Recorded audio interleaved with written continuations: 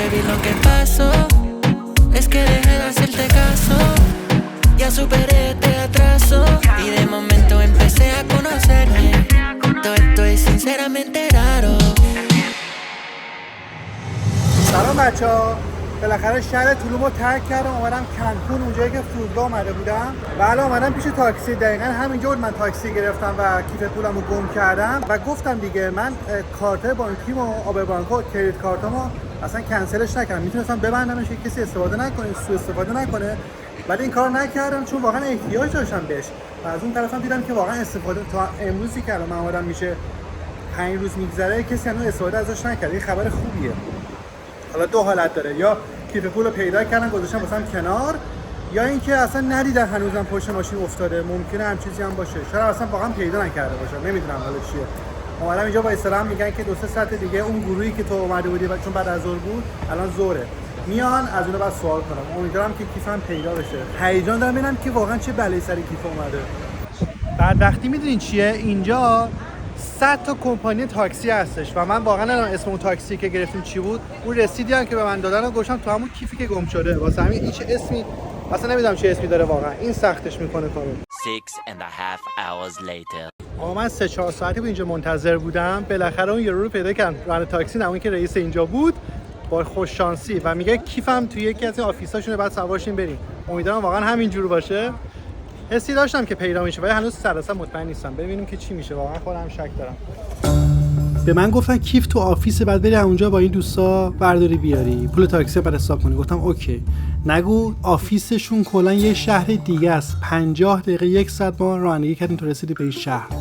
وسطاش گفتم نکنه میخوان خفت کنم، ولی بعدش گفتم مهم نیست، ببینیم چی میشه.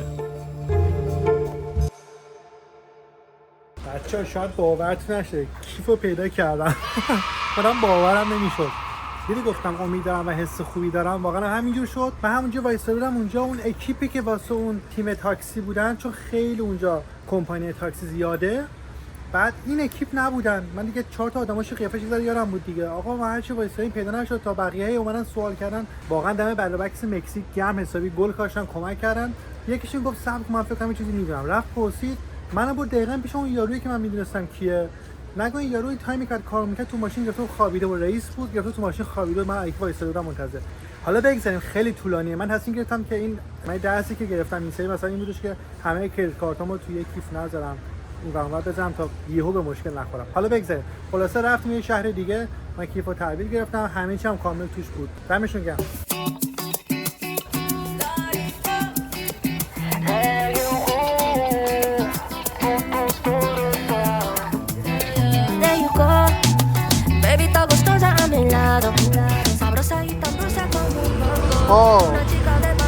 اولین نفر اومدم بالا، چه کسی بالا، همه رفتم پایین. فکر کنم چون هوا از سرد شده، دم غروب هنوز هوا سرد میشه دیگه. ساعت چنده؟ 10:07 عصر و میریم واسه اون جزیره‌ای که منتظرشیم.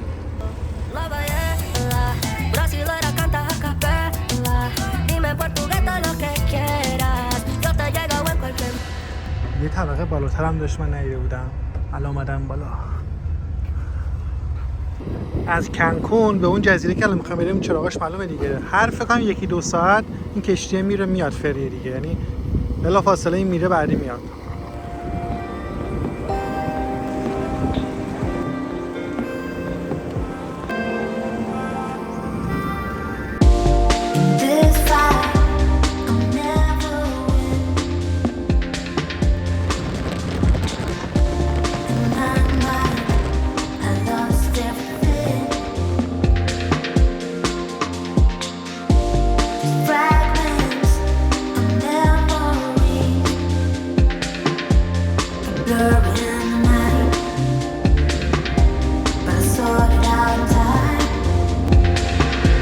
خب رسیدم به جزیره. کلا نیم ساعت بیشتر طول نکشید، با اینکه الان شب و بعد تو دریا معمولا هوا سرده، اینجا هوا هنوز خیلی خوب بود. این هودی رو پوشیدم که سرما نخورم حقیقتا، ولی هوا واقعا خوبه. بریم که هتل پیدا کنیم و ببینیم چه خبره امشب تو جزیره.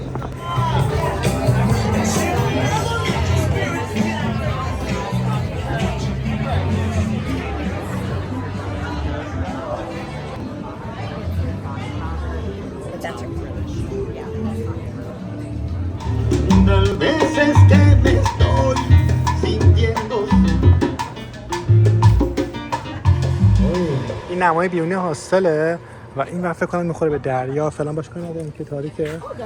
اینجا میشه داخل شهر که میخوایم سر بزنیم. چه خبره؟ خب بریم بهتون نشون بدم. همینه تموم شد. خب نه بذار نشون بدم.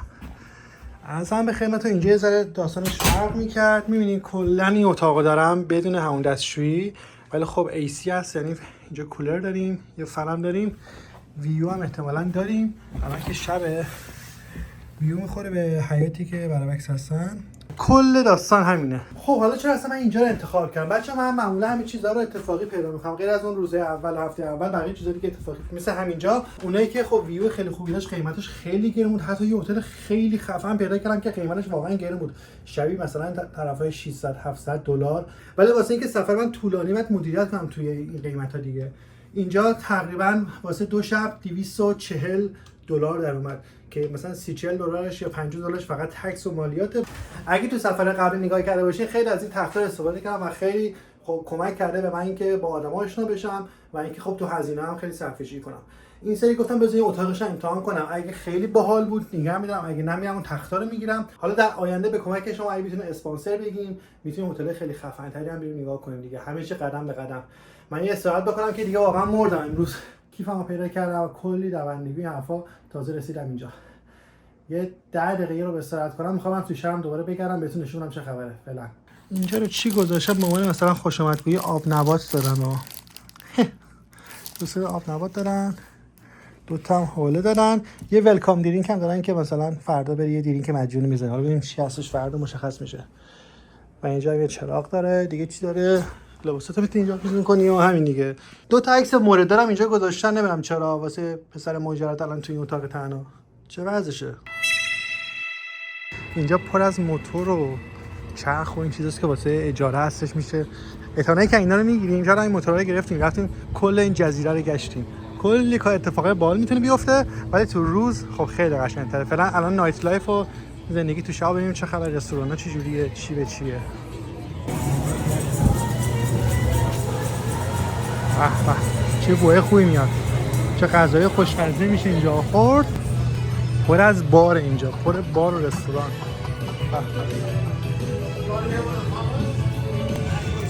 و این سگای خیابونی که هر کسی هم گیرش میاد نازی میکنه. واو رسیدیم به بازارش. به چرخ ریزی بزنیم.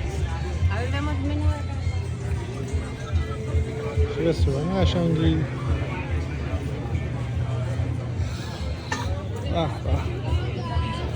از این حال هواست که خیلی دوست دارم. سرخپوست هم داریم اینجا.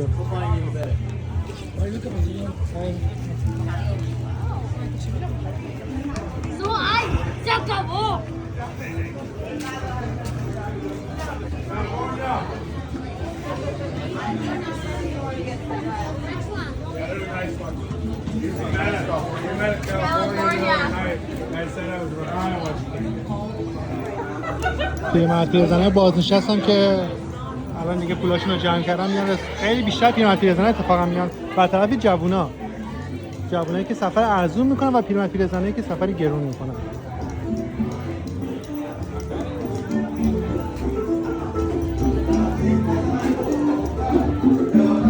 اگه بخوام برم تا فردا ادامه داره دیگه، خیلی زیاده. و هر کوچه هست سمتی که نگاه میکنی یه وقتی نگاه کنی پر مغازه و رستورانه.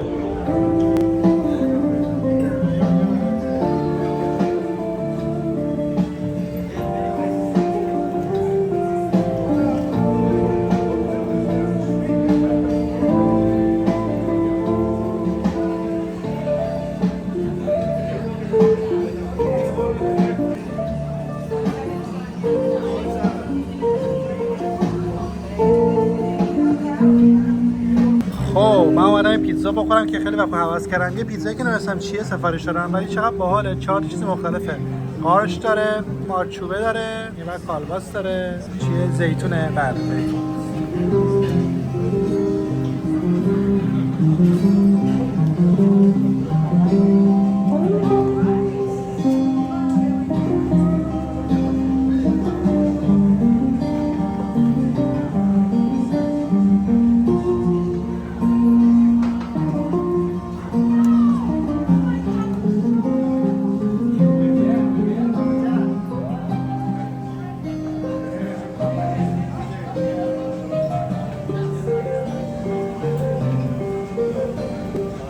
اینجا هم بازار داغ دکه ها هست توی این شهر. کلا سنتش اینجوریه، مثل تایلند اینجوریه. ببین پر دکه است، هم غذا پیدا می‌کنی، هم دسر پیدا می‌کنی، همه چی اینجا پیدا میشه. آب میوه پیدا می‌کنی.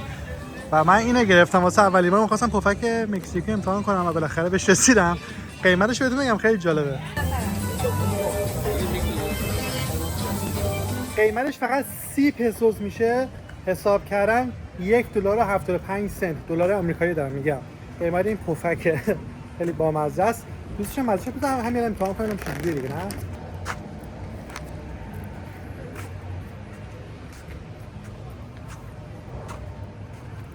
تقریبا میتونم بگم مزه پفک خودمون میده، ولی اون پنیرش کمتر اجوری.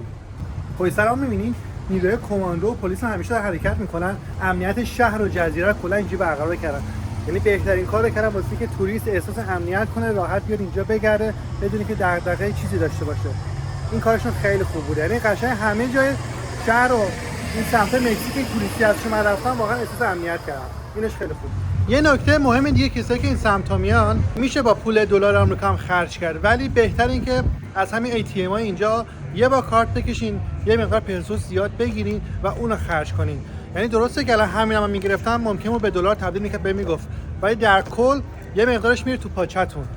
بهترین کاری که واقعا همون پول خودشون رو بگیرین و بتونین با پول خودشون یه ذره خرج کنین. این بهترین کار. حالا هتل و جای دیگه بماند که اونجا خب میتونین به دلار بدین، مشکل نیست، ولی اینجور چیزا دم دستی، رستوران، این برابر میرین کرایه هم تاکسی و اینا، بهترین کار اینه که همین پسوس بگیرین پفک بخورین.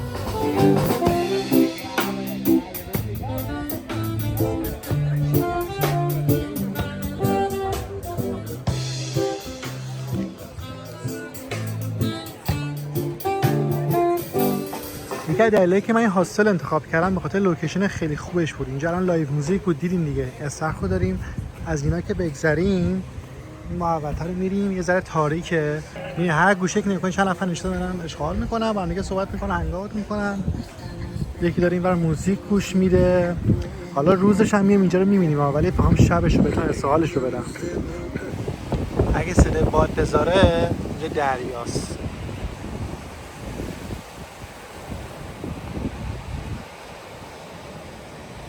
صبح میام اینجا نزدیک میبینیم کلی، بعد به اون حال بده. آدم هم اینجا شما نمیبینی، من چراغ روشن نمیکنم که مزاحمشون نشن.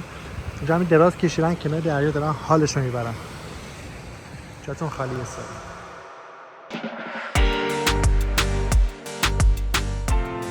سلام سلام سلام، صبح بخیر. اینم از صبحونه من امروز. یه حرکت سمی زدم اینجا. انتخاب زیاد نداره واسه صبحونه. یکی انتخابا بود که اینو بگیرم با این میکسش میکنم ببینیم چی در میاد. یه قهوه میتونید بگیرید، یه دونه آب میوه و اینم ویوی که دیشب دیدین الان بهترش رو میتونید ببینید. هر کی واسه خودش ریلکس کرده، یکی کار میکنه، یکی داره اونور ورزش میکنه. ببینید اینور جیم داریم، یکی اینور داره واسه خودش کار درست میکنه، به احتمال بره بفروشه.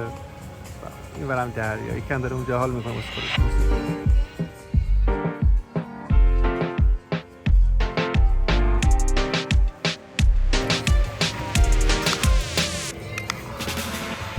بچه ببینید برگ درخت پالمو چقدر قشنگ درست کرد. نیا کن تو هم بافتشون خیلی بال شد.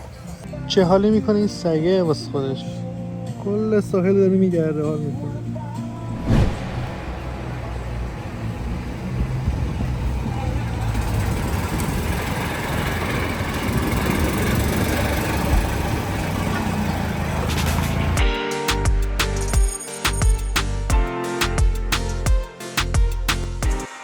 خب من دوباره برگشتم به قسمت شکم و غذاخوری این حرفا توی این خیابون. قسمت ولی دستفروشاش، نه قسمت رستوراناش. ببینیم چیا میتونیم پیدا کنیم که باحال باشه تست کنیم. فقط این بچه که کلا گذاشته خیلی باحال. وای من عاشق این چیزا هم، کوکونات هم. به به چقدر اینجا میطلبه، میچسبه.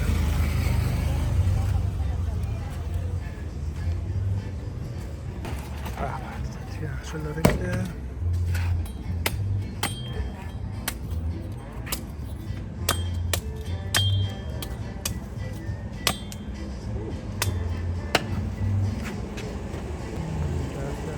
How much? 80 pesos. 80 pesos. فقط 80 پسوس.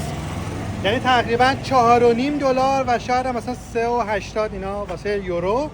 کلا میوه استوایی و کوکونات این چیزا اینجا خیلی ارزونه، مخصوصا چی آووکادو. هر جا بری غذا بخوری یا آووکادو توش داره. این خیلی خوبه. آووکادویی که وقتی میاد تو اروپا انقدر گرون میشه که دیگه یه میوه لاکچری حساب میشه، اینجا خیلی عادیه.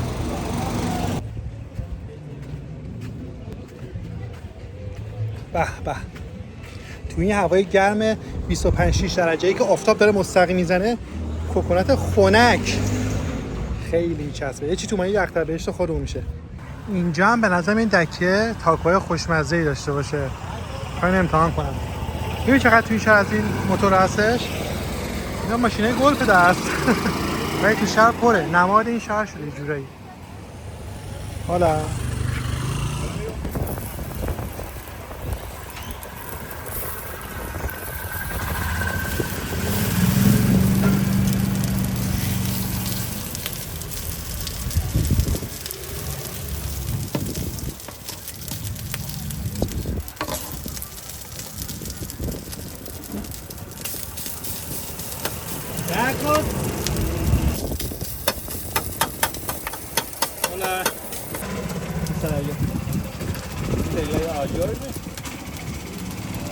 اینجا خوبی چیه؟ اینجا قشنگ میتونی مواد خود اضافه کنیمش.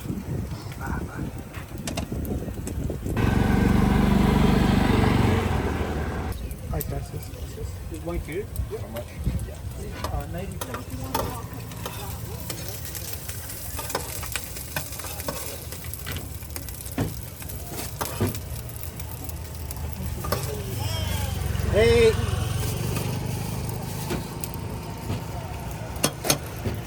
Gracias. Take me back to Mexico. That Cancun sun would turn the sun. Were high on me, wanted to hide with me. Take me back to Mexico. That Cancun sun would turn the sun. Were high on me. اسمشو پرسیدم میگن چوریسو. ولی چیز خیلی جالبی که داره، ببین پلاستیک میکشن رو ظرفا که ظرفاشون کثیف نشه دوباره استفاده کنن. میبینی خیلی جالبه. داره یه سری تیپای دوره دانشجویی افتادن که کسی نمیخواد ظرف بشوره همین کارو میکرد. جالبه. خب بریم مزه‌اش امتحان کنیم.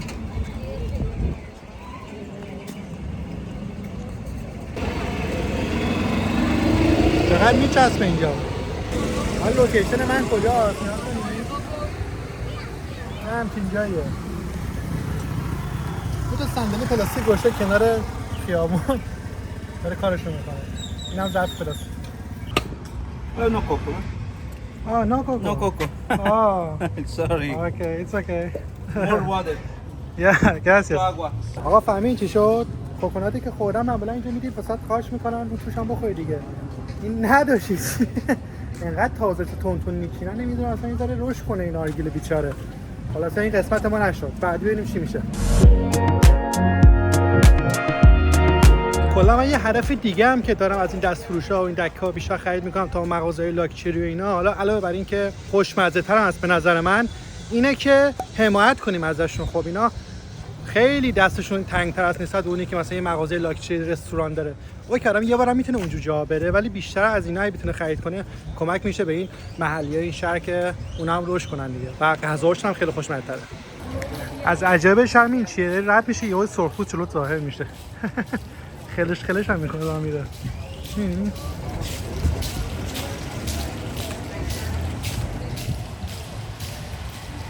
و همینجوری که قدم زدم رسیدم الان به ساحل بعدی که در اصل ساحل لاکچریشه و یه ریزورت خیلی خفن اونجا هستش.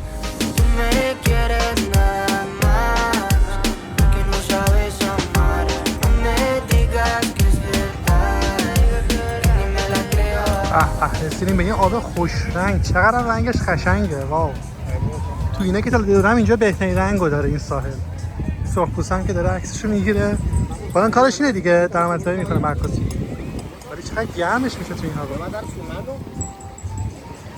واو عجب رنگیه. به به به به.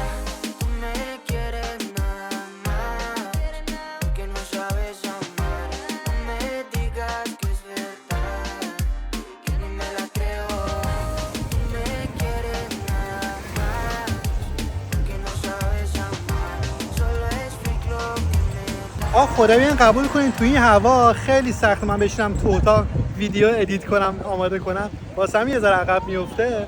من هر بار که میگم امروز میشینم این کار میکنم یه هوایی که خوب میشه میام بیرون، واقعا دلم نمیاد حتی برم، اصلا مایه هم نمیبردم ولی دلم نمیاد الان برگردم برم. خدا هوا خیلی عالیه اینجا.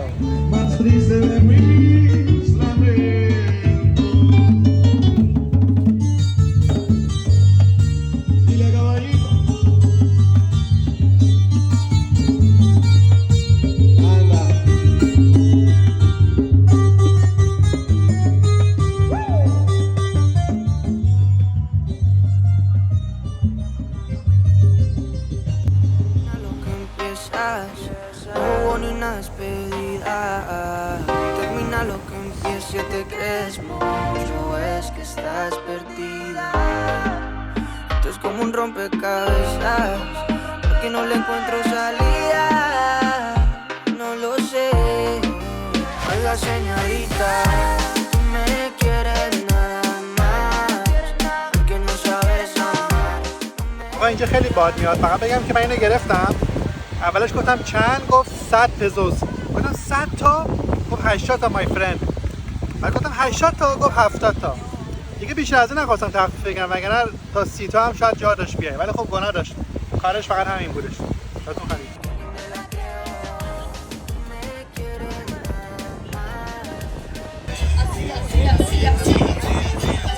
Dile, flaca. Así. Ay, con la mano para arriba, venga. Y tienes que bailar, qué rico. Ahora sí, pero tiene y goza, qué rico. Ahora sí. Aplauso.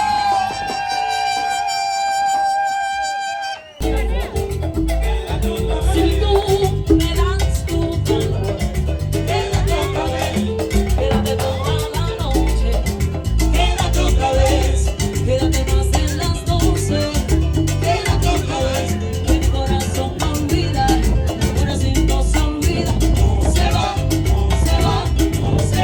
quédate otra vez, quédate toda la vida, quédate otra vez, eres mi bala perdida, quédate otra vez, que mi corazón no olvida, mi corazoncito se olvida, se va.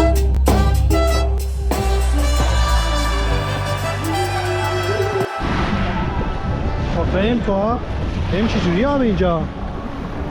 خیلی جوش بالا هست. هست قسمتی صدای ساز و موسیقی و اینا میاد، مردم همه شاد در حال عشق و حال، انرژی مثبت خیلی اینجا بالاست. خیلی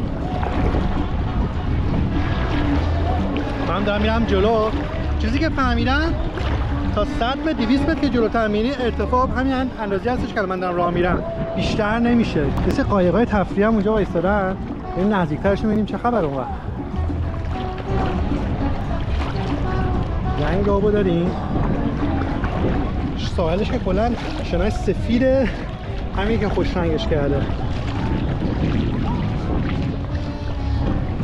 واقعا آدم از زندگی مگه چی میخواد؟ یه حال خوب میخواد و یه زندگی میخواد که دغدغه کمتر داشته باشه دیگه. این ساحل‌ها رو می‌بینی اینجا؟ من همیشه مقایسه میکنم و بعدش میگم چی همش با مقایسه میکنی؟ دوباره الان مقایسه کنم. تو ذهنم که همیشه این کارو میکنم. با ساحل خودم مقایسه میکنم. حالا که ساحل شمال و کشورمون شاید آبش به این خوش رنگی نباشه ولی خیلی پتانسیل زیاد داره. از اون طرف جنوبمون با خلیج فارس، بندر عباس، اونجا سواحلش انقدر میشد کارا کرد، همچین چیزی رو میشد اونجا پیاده کرد. چقدر توریست ها میشد میومد، چقدر ما خودمون میرفتیم میگشتیم. به جای که من یه میوره ولاگ بگیرم، نه که کلا نمی اومدم ولی خب اکثرا دیگه همون کشور خودم اول میچرخیدم همین چیزو ولاگ میگرفتم و چقدر توریست میومد اضافه میشد، ولاگرای خارجی میومدن اضافه میشدن، ویدیو میگرفتن نشون میدادن به دنیا، همونجوری که من دارم این جزیره رو نشون میدم به شما و چقدر همه چی فرق میکرد. اینجاست که تو همین وسط جزیره بگم لعنت بر جمهوری اسلامی که زندگیمون رو از این رو به اون رو کرد. نگاه کنید کشتی اینجا هر کدوم به نحوی، حالا یا زن شوهری یا رفاقتی، چند تا رفیق هم جمع شدن یا خانوادگی، هر کدوم یه موزیک گذاشتن داره حال میکنن. اینا که دارن میخونن. نگاه کنید ساحل خیلی دور شد، هنوز ارتفاع آب زیاد نشده، اینش خیلی خوبه، ولی دیگه از اینجا که کشتی هستش فکر نمی‌کنم دیگه جلوتر باید رفت. نمیشه رفت.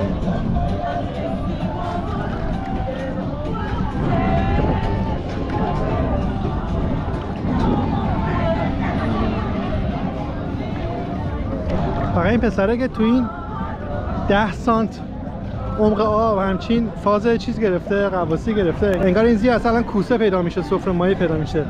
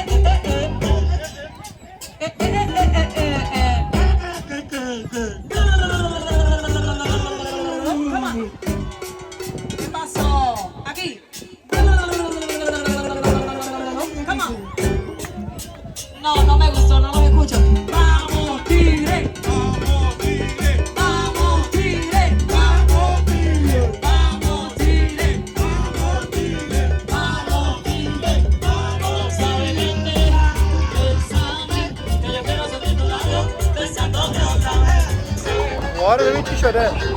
من یه لایو رفتم سریع در موردش حرف زدم، گفتم اینجا تو این ولاگم بگم که مهمتر اینجا بیشتر میمونه.